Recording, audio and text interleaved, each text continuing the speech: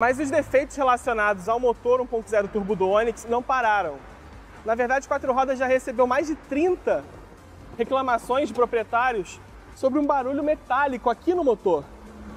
E ele vem aqui da parte de trás, ou seja, que para o proprietário é de trás do painel. É do turbo, exatamente do turbo compressor do motor. Quatro Rodas descobriu que esse barulho, que é um barulho metálico, como se tivesse areia dentro do motor, uma vespa, uma mariposa dentro do tubo, ele na verdade vem da válvula wastegate, que é uma válvula de alívio do turbo que permite uma liberação de pressão em alguns momentos que o carro julga necessário.